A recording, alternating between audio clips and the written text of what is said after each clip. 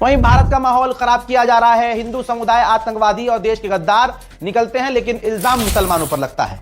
अखबार आपके सामने है। 6 आतंकवादी, हिंदू आतंकवादी, राम वाले आतंकवादी मिले हैं, गिरफ्तार हुए हैं। ऋतिक गंगवार, शिवा, राज वाल्मीकि, प्रवीण कुमार और सुहेल। जी हां दोस्तों, अब आप देखिए इन्होंने क्या किया था। आतंक फैलाने के लिए देश में 50 जगह अलग अलग कैमरे लगाने की इनकी तैयारी थी, खासकर एयरपोर्ट पर, रेलवे स्टेशनों पर और सेंसिटिव जगह पर। खबर यह है कि इनको गिरफ्तार किया गया है, जो पाकिस्तान को सेंसिटिव जगहों की जानकारी ऑलरेडी दे चुके हैं। इतिहास में पहली बार दिल्ली पुलिस को इतना मजबूर और लाचार देखा गया है। उत्तम नगर के मुस्लिम समुदाय के परिवार का मकान गिरा दिया गया 24 घंटे के अंदर दिल्ली पुलिस की मदद से, क्योंकि भीड़, हिंदूवादी भीड़ ये चाहती थी, तो दिल्ली पुलिस ने उनको खुश करने के लिए ये होने दिया। अब भीड़ को एहसास हो गया कि अब हम जब भीड़ तंत्र चला रहे हैं, तो अगर हम मुसलमानों का नरसंहार करने की बात करेंगे भीड़ की तरह, तो पुलिस यहां भी खामोश हो जाएगी और हमें मुसलमानों का नरसंहार करने देगी। और दिल्ली पुलिस इसके लिए तैयार है।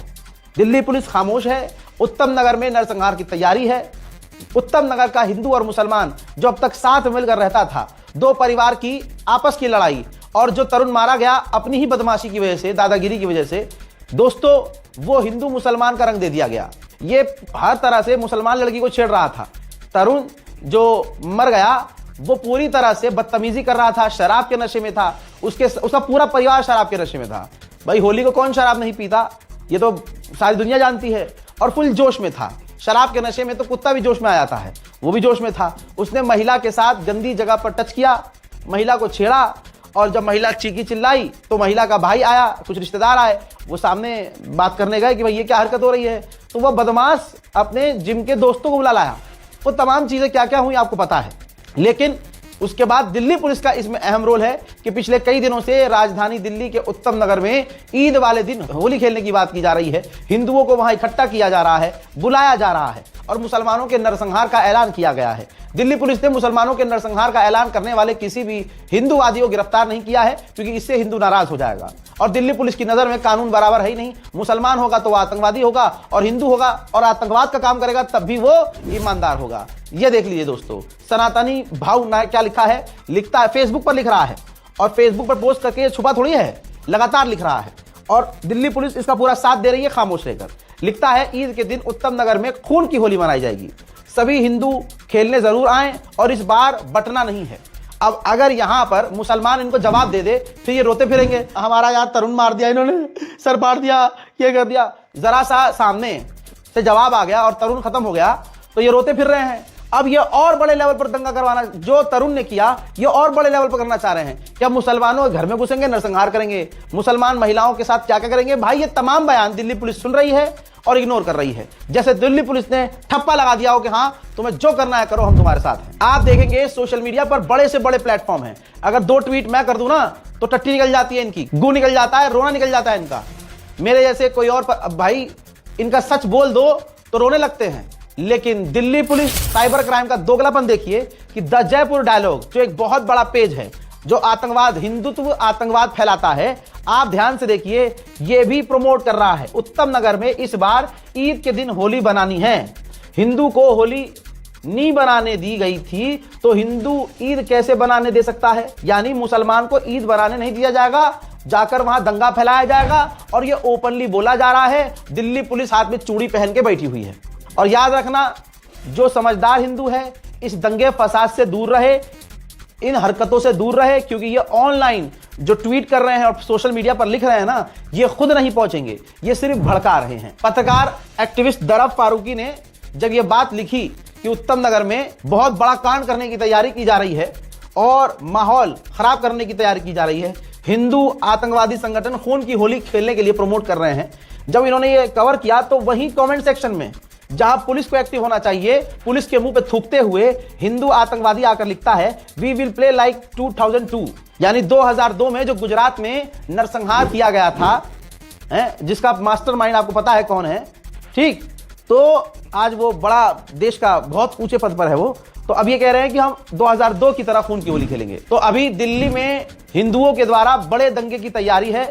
मुसलमान के जो टॉप बदमाश घूमते हैं यूं करते हुए, अब वो गायब हो जाएंगे क्योंकि मुसलमान बदमाश सिर्फ मुसलमान को पीट सकता है, मुसलमान एक मुसलमान पर बदमाशी दिखा सकता है, मुसलमान एक मुसलमान के लिए खिलाफ हो सकता है। आज इन्होंने रेड लाइन क्रॉस कर दी है और मुसलमान इतना दोगला है कि मुसलमान के लिए कोई रेड लाइन है नहीं। हिंदू समुदाय उठकर हमारे पैगंबर इस्लाम को सीधा गाली बक देता है, हमारे लिए कोई रेड लाइन नहीं। हिंदू समुदाय हमारे पैगंबर इस्लाम के खिलाफ, हमारे सहाबाओं के खिलाफ, हमारे दीन कुरान मजहब के खिलाफ जो मर्जी बोलता है। लेकिन हम इतने हिजड़े मिजाज हो चुके हैं कि भाई हमारी कोई रेड लाइन ही नहीं है। ईरान ने रेड लाइन खींची थी कि खामनाई को कहोगे कुछ, करोगे कुछ तो फिर हम ये करेंगे। लेकिन मुसलमान इतना बेगैरत हो चुका है कि आज नरसंहार की बात की जा रही है। कोई मुस्लिम संगठन मुझे दिल्ली का बताओ, कोई मतलब दिल्ली में 5 एडवोकेट नहीं है, 5 मुसलमान वकील नहीं होंगे। अरे 5000 मुसलमान वकील होंगे, लेकिन 5000 में 5 वकीलों की भी गैरत नहीं जागी है। क्या वो वकील ये सब चीजें देख नहीं रहे होंगे? लेकिन भाई कोई मुसलमान वकील आगे नहीं आया है कि भैया ठीक है इसके खिलाफ हम कार्रवाई करेंगे। हम दिल्ली में एक ग्रुप बनाते हैं और ये जो चीजें चल रही हैं हिंदूवादियों के द्वारा, सीधा इसको हाई कोर्ट सुप्रीम कोर्ट लेके जाएंगे, पुलिस तक भी नहीं जाएंगे, सीधा सुप्रीम कोर्ट पहुंचेंगे। हम वहां PIL दाखिल करेंगे, सुप्रीम कोर्ट के अंदर जाकर इतना हम मुद्दा उठाएंगे कि ये दिल्ली पुलिस को कार्रवाई करनी पड़ेगी। लेकिन मुसलमान मुर्दा है भैया, मुसलमान पे कोई फर्क नहीं पड़ता, मार्केट भरे पड़े हैं। मुसलमानों का एक चेहरा था खामनाई, जो हमारे लिए रीढ़ की हड्डी था। उनके मारे जाने के बाद और ईरान में लगातार बमबारी के बाद मुसलमानों पर कोई फर्क पड़ रहा है?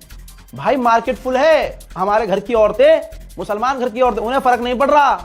भाई सूट बनने हैं तो बनने हैं, ईद मननी है तो मननी है। भाड़ बजाए खामनाई, भाड़ बजाए ईरान और भाड़ बजाए ये जंग।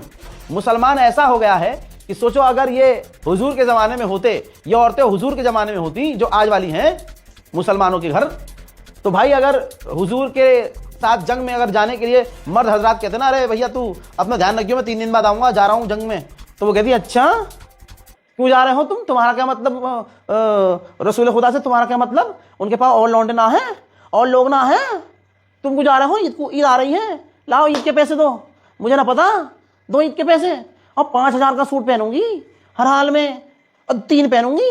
हाँ बेटी अलग, बाबा मुझे तो रील बनानी है, मुझे तो वो वाला चाहिए। भाई उस जमाने में ये औरत, आज की जो मुसलमान औरत है, ये होती ना तो खुदा की कसम अपने मर्दों को ये घर से बाहर निकल नहीं देती इस्लाम की जंग के लिए। देखो ना मार्केट, देखो आप, आपने देखी है बाजार, देखे आपने, पैर रखने की जगह नहीं है, किसी को कोई फर्क नहीं पड़ रहा है। जो ड्रामा कर रहे हैं ना, बड़ा फर्क पड़ा है भाई, फर्क तो पड़ा है। मक्कारी कर रहे हो तुम, कोई फर्क नहीं पड़ा है, दिख रहा है वो, कोई फर्क नहीं पड़ा है। यह है भारत का मुसलमान, जिसके अंदर गैरत नाम की कोई चीज नहीं बची है। इस रिपोर्ट को शेयर करो। जय हिंद।